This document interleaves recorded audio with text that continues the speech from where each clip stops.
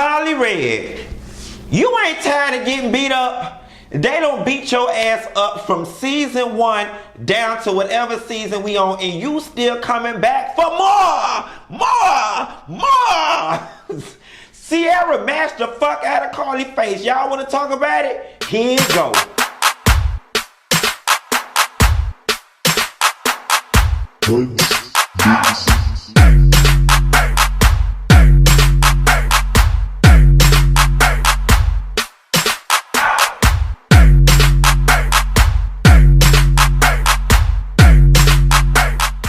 Nessa girl, I know I missed y'all last week with the Love and Hip Hop Atlanta episode, but why y'all didn't tell me what all the fuck was going on down to them people's store? Child, they almost tore up them people's jewelry store trying to get a hold of Karlie. Sierra had done mushed that girl the fuck in the face, and then the assistant had done first of all, is it me? Or did that assistant look like Big Frida? I was like, bitch, why is Big Frida in there attacking Karlie Red? No, God, bitch, you already know. Okay, Karlie Red, you already know. Karlie Red, you can't come nowhere and get into no altercation with them Atlanta people who was all grew up together from the same neighborhood and shit. They hood. Like Nene said about Candy, you know, I don't think she's like us. She kind of hood. They kind of hood, baby. But Karlie, it would seem to me, here's the thing. I'ma need Karlie to whoop one good ass before Love and Hip Hop retire, preferably this season. Can Karlie Red just pop somebody ass one good time, preferably Pooh ass? Sierra, I ain't gonna lie to you. If I was Karlie Red, I wouldn't even have an issue with the being junk per se. I would have more issue with the fact that you and I supposed to be friends, and it ain't never supposed to get physical like that with your friend. And I feel like people put their hands on Karlie because they know that Karlie is not a fighter. You can tell Karlie don't come from that background where she in the streets rumbling and tumbling with bitches, and I feel like they try Karlie like that all the time. But Karlie, with that being said, bitch, you gotta keep you a team full of killers around you. Either that or you gotta stay the fuck out of confrontations, or make sure that bitch your ass is fist length, punch length away from folks. So you like punch like this. You gotta make sure that you are this far that away so you don't get punched. Make sure that you are this far that away from people so you don't get punched. That's what you gonna have to do, Karlie, because we tired of seeing you getting beat up, and after a while somebody gonna have to call CPS because this is elder service. This is elder abuse. Moving right along, LightSkinKeisha and her dude do the pancake cook-off. Again, I didn't see the last episode, and I'm not gonna lie to you, and this is no shade. I have not been introduced to LightSkinKeisha until this moment, but I can say this: I like her, and shouts out to LightSkinKeisha and her dude Van Gogh for being YouTubers. I'ma always show love to the YouTubers out there because that's how a bitch make her living, and it's a good living, might I add. And they don't got hip to the T. If their music ain't sell, these ads on YouTube is okay. Nevertheless, I like LightSkinKeisha and I like her dude. I thought that was really cute. So then we move right along to Karlie Red goes to talk to Rashida about the fight. And you can tell Karlie Red has so much scrum in her pain in her vocal box. She was hurt. She was hurt. She was tired. She needed a throat lozenge. I don't know if she was crying or she had the starter phases of the corona. Nevertheless, she had to sit down with Rashida. And at the same time, Bambi was sitting down with Sierra. And here's the thing that got me right. It's never anybody else's job outside of you to protect you. Sierra and Bambi was sitting there having a conversation, and now Sierra all in her feelings about Karlie potentially pressing charges, and I don't need no more charges, and Karlie know what all I'm going through. Here's the thing though, you know what all you going through, and Karlie did not make you get physical with her. How dare you put your hands on somebody and then got the nerve to get mad or get scared or feel some type of way when they go through the legal channels to get some retribution against your ass. Like, you put your hands on that girl and she just supposed to take that, and your assistant jumped in, and now you nervous about getting a charge pressed on you because you already got a pending charge. Mama, all that sounds like your motherfucking problem. And this right here is why I keep my distance from hood fucking people, because they logic makes no goddamn sense. Let me get this straight. You mush me in my face and you and your assistant jump me, but now I'm supposed to be concerned about your criminal record and you potentially going to jail. It would seem to me that your ass would have thought about your pending case before you took your hand and pushed that girl in her face, trying to show out and chomp her off in front of them people at their party and in front of them goddamn cameras. Then you got the nerve to be sitting somewhere down in New Birth or wherever the fuck you was in. You need a new birth, but sitting up there crying and carrying on, makeup just running all down your face. And we're going to talk about that a little later. But I just don't get it. And Bambi sitting there entertaining that bullshit. And I'm going to tell you something. When you say you somebody's friend, that don't mean that you be blindly loyal to them. You know what I'm saying? That don't mean you sit there and be willfully ignorant and uphold people when they wrong. Bambi, you sitting there listening and low-key co-signing the bullshit. Hell, fuck no. If Karlie chose to remedy that situation by calling the police and pressing charges, she would be well within her goddamn rights. Now, as far as Sierra setting Karlie up, nah, I don't think it was a setup. Sierra don't give me that vibe of, I'm going to sit around with some bitches and we going to plan this. I'm going to get into it with Karlie at this thing that we all going to jump her. I think that Sierra's assistant was, again, being blindly loyal. And some of y'all got a very skewed opinion and idea of what loyal is supposed to be. Because listen to you, I'm going to be loyal to you to the extent in which I'm not going to jail or ruining my face or my criminal record. I'm going to be loyal to you by doing the right thing and making sure your ass do the right thing at all times. That's loyal. I'm not going to be loyal to you in doing wrong. Because that's not being loyal. That's being stupid. And I hate when people jump in fights that don't require being jumped in. First of all, that security was going to break it up. Second of all, it was a one-on-one. Sierra assistant had no business jumping in there. And if Karlie finds some goons on the street of Atlanta to run up on Big Frida ass and beat the shit out of her, she won't be wrong. And then your ass will be trying to press charges. See how that go? Nevertheless,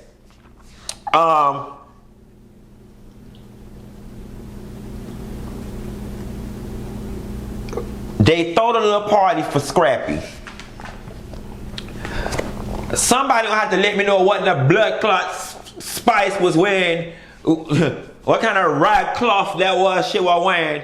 Y'all know I ain't got no Jamaican accent, but Spice people, why y'all had sent Spice on the scene dressed like a sexy piece of double mint gum? Double your pleasure, double your fun, that's the statement of the great mint with double mint gum.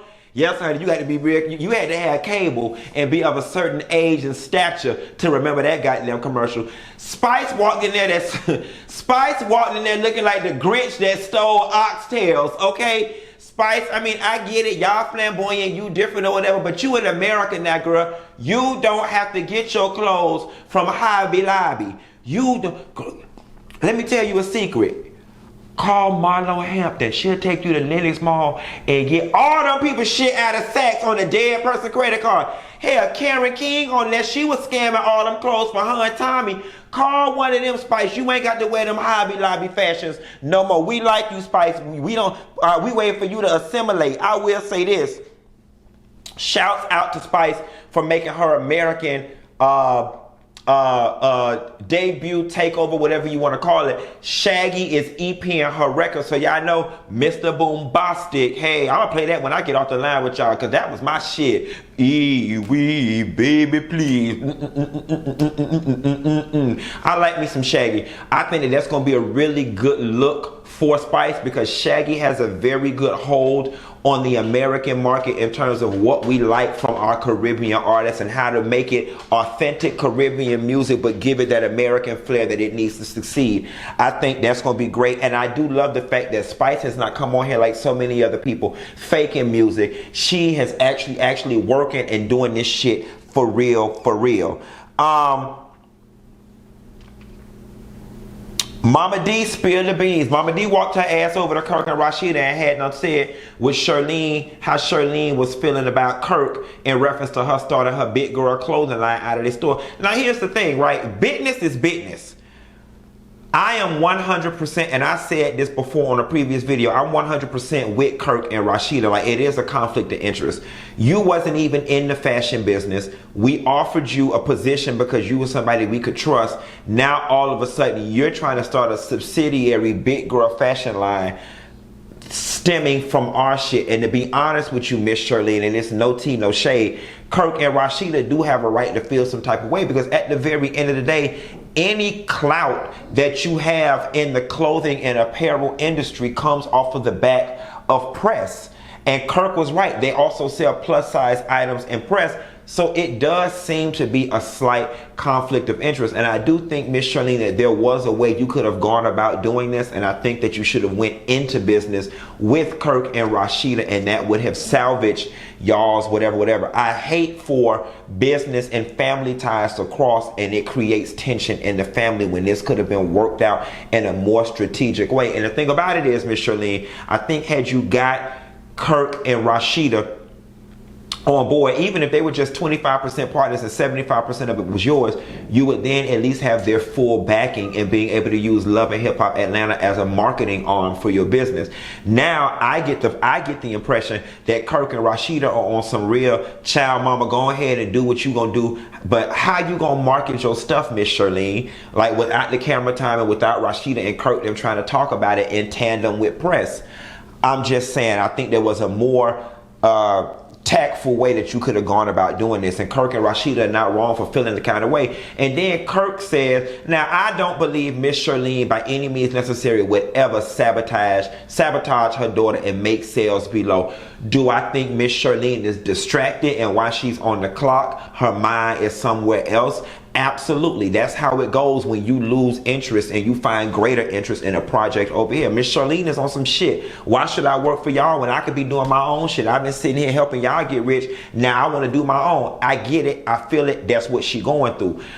Kirk said that he sent somebody down there for a week and the sales jumped by 85%. Now, Kirk, when I went to Florida State University and got my degree in economics, them people taught me everything about counting statistics, probabilities, accounting, so on and so forth. And I refuse to believe Miss Charlene in 1 week is making one person replacing Miss Charlene in a week. Y'all saw an 85% spike in sales. Miss Charlene can't be that goddamn bad. If she was that goddamn bad, y'all have been getting a call from the mall manager, loss prevention, TMZ, AMZ, Bambi, and every damn body, Big Frida, and everybody damn else down in Houston. Now, Kirk, don't over exaggerate.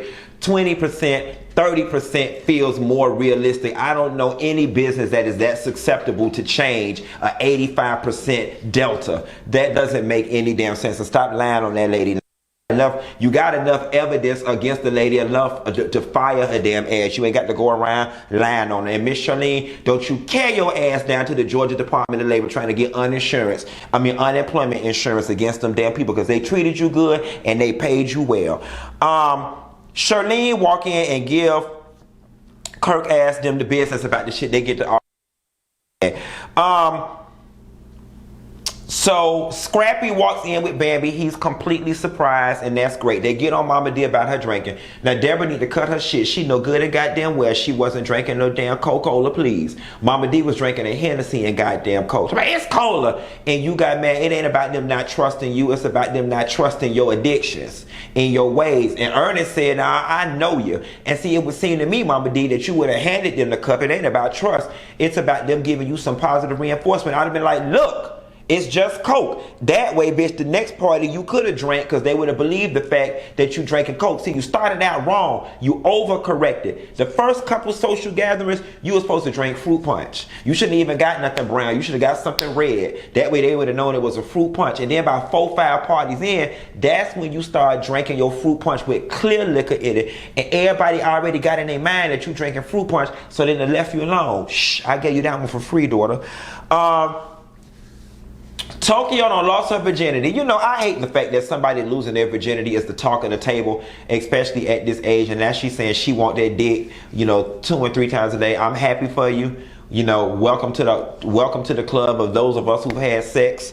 You know, and I hope she do it responsibly, and I hope that you get a climax, and I hope that he eats you right. I mean, quiet as it's kept, he shouldn't have no problem eating you right, because, you know, it's a lot to eat. And in the words of Kaya, bitch, is you hungry? I see you looking at my body like it's something to eat. I could have went so many places with the jokes there, but I'm gonna go ahead and leave it at that. Bambi was at the table, and let's talk about this. This whole Bambi and LightSkinKeisha situation, going back to my earlier conversation about loyalty, the shit just feels very childish. Now look, I get the fact that Bambi is riding for her friend. And based on the information that Bambi's friend gave her, LightSkinKeisha allegedly broke up their happy home or fucked up their apartment, whichever.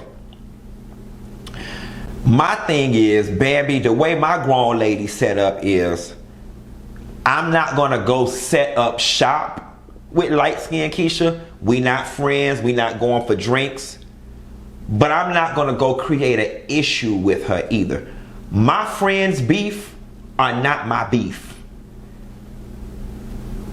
Following that logic, if LightSkinKeisha decide they want to go shoot up your friend, do you deserve to be shot up too just because you her friend?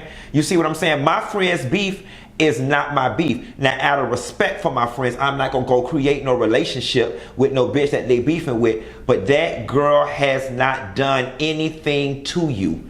Okay, you can be upset, you cannot like the situation, but I feel like you are being completely high school by being disrespectful and rude and cold and calculated. There was nothing wrong with you saying hello, and there was nothing wrong with you expressing the fact that, listen, my homegirl, I got loyalty to my homegirl. I don't have an issue with you, but based on my other relationship, you know, I'll be cordial, but I don't foresee us setting up shop. That's where the conversation should have started and stopped. You know what I'm saying? Now, going into all of this, now that because that's your homegirl, now you got a scrappy ear, scrappy pull the song, it's just doing way too much. Now you sitting over here mad and got all this frustration and heat in your heart for this girl, and why? She ain't did nothing to you. You ain't did nothing to her, and she ain't did nothing to you. You got 2 kids, plus the beef with your mama and Mama D. You got enough ancillary frustration and heat in your own life for you to be coming on and taking on other people's issues. While your friend somewhere sitting in the corner, you being the attack dog, looking like a goddamn fool on TV, beefing with this girl over a man that ain't yours. Like, that shit just look ridiculous. And Bam, I love you, but you look dumb as fuck. You look real kitty. You look real kitty. And it's so funny, and I hate to take it there, I just don't understand like how y'all be full-on parents with this kitty ass behavior. And is this the type of logic that you finna pass on to your children? It just don't make sense to me. Rashida and Sierra sit down in Sierra's back room of her office with the attorney, and the attorney has footage proving that Sierra did not hit that girl. Praise the Lord. So Sierra can get her freedom and not have to go to prison or jail behind Scooter's baby mamas them, and that her case is clear, because I know that was looming over her for a long ass while. Sierra, if I was you, it seemed like that relationship with Scooter and all that stuff going on ain't bring you nothing but a bunch of mess and confusion, with the exception of your children. Stay your ass the hell away from over there. I don't understand some of y'all. If y'all know the block hot over there, what you going over there for? And you know now, because you don't beat this case, that girl really gonna have it out for you because she was trying to stick it to you. Don't put yourself in another situation for any type of turmoil to break loose with that damn girl. Mimi and Stevie. Mimi went down to the studio and talked with Stevie, and she sat down and cried and got real vulnerable. I'm gonna tell you one thing I like about Mimi and Stevie. I can tell when their relationship was good, it was great.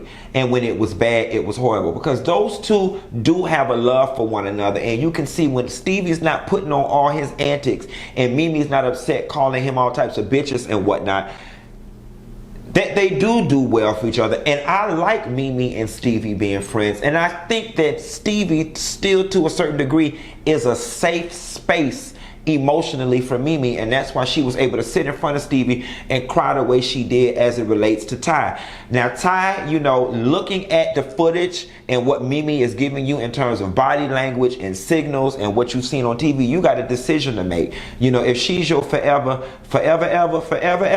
you know, you're gonna have to work her through her phobia of people leaving her, and that may include some group therapy, so on and so forth. But then again, you know, I'm of the mindset, if it ain't broke, don't break it. Marriage ain't for everybody, and I've heard a lot of people say that piece of paper and that walk down the aisle changes things. If things are fine the way they are, then leave them be, and y'all ride off into the sunset together forever. Shekinah inviting Bambi and Keisha to the thing. You know, I already don't say what I needed to say about Shekinah and Keisha. You know, Shekinah, your intentions were good, but the road to hell was paved with good intentions. Bambi, you did walk up in there on all types of stank, all types of dismissive, and it was rude. Once again, I'm going to reiterate, Bambi, your ass was dead ass fucking wrong. Regardless of what she did to your friend, you didn't have no business being rude to that girl. And on top of that, could it be possible? Not could it be possible. This is the way people get down. People always tell the story the way they want other people to perceive it. Could it be possible, Bambi, that your homegirl told the story in such a way to solicit the response from you in which she wanted to hear? Could it be possible that Keisha and Van Gogh could offer you some other details to the situation to give you a more well-rounded idea of what it is that was going on? And that's not being disloyal to your friend, but when people are emotional, they tell the story the way they want it to be heard, and they leave out bits and pieces. That girl said her and him breaking up didn't have anything to do with her, Keisha. And I'm with her. Like, listen, could it be possible that Keisha was fucking around with the nigga while he was messing with Bambi's friend? It could be possible. As a matter of fact, I'm willing to believe that Keisha probably came in at the tail end of their relationship. But like Keisha said and Tokyo said, can't no bitch make no nigga leave. Keisha didn't make him leave. He left because he didn't want to be there. He left because in Keisha he saw something that he considered to be a little better. If he did leave her for Keisha, that's not Keisha's fault. That's his fault. Now, I can understand from an emotional and an irrational perspective being mad at Keisha. I get it. But that ain't her fault he left. Your friend was not in a relationship with Keisha. And at the end of the day, Keisha don't owe your friend nothing. It's Van Gogh that you should be mad with. I think that's his last name. And moving right along, that church scene with Sierra and Karlie and Spice and all of them. You know, one thing I've always loved about Rashida, I've always considered Rashida to be one of the most level-headed, mature people on the damn show. And like she said, if this is a friendship that's worth fighting for, then fight for your friendship and do what you got to do to make this shit right. I do think that Sierra regrets doing what she did. I do think that Karlie was one of the few people that were good friends with Sierra. And I caught a small glimpse of Sierra's Instagram the other day where she apologized to Karlie once again for what she did. I do feel like Sierra's apology was sincere, and I feel like Karlie, out of hurt that you were being Billy badass and trying to sock it to her and not accept her apology, but you could tell at the very end of that church scene, Karlie wanted to hug that girl. Karlie, I feel like you were socking into her, and I get it. You were the one who was on the receiving end of them blows and them slaps and them punches. I've always said you can never do wrong to a motherfucker and tell them how mad to get. Sierra extended an apology. She said it as sincerely as she could. And now at this point, Sierra, all you can do is step back and give Karlie the time she needs to, you know, either accept it and come back into your life or not. I wouldn't beg no bitch to be my damn friend. And I think Sierra conveyed that. Look, I'm going to apologize, but I'm not finna run behind you. But I do think that there's room for Karlie and Sierra to fix what it is they got going on. Y'all loving Hip Hop Atlanta. This was the Sierra Karlie episode. It was, you know, very interesting, and I'm glad to see that we're getting some more, you know, look into Sierra's life other than her being the ancillary character that's jumping in and out of other people's business. Because Sierra's first couple of go-rounds, I'm going to tell you, I could take her or leave her. But now I'm kind of interested in Sierra and whatever it is she pumped in her ass. Cause when she had them pajamas on, girl, them pink pajamas on, all that ass, them craters and them dents was going every which way. I didn't know what the fuck was going on. Never, is it me or Sierra ass on that little triangle game with the pegs that they have at IHOP and Golden and Cracker Barrel that you had to put the little Chinese checkers. That ass was sitting up there looking like Chinese checkers in them silk pink paints. Nevertheless, y'all hoes be sure to like and subscribe to my channel. Push that bell button to get notifications when I do these videos. And I'll call y'all back later. Bye. Go to American doctors because the Chinese ones will give you Chinese checkers in your ass.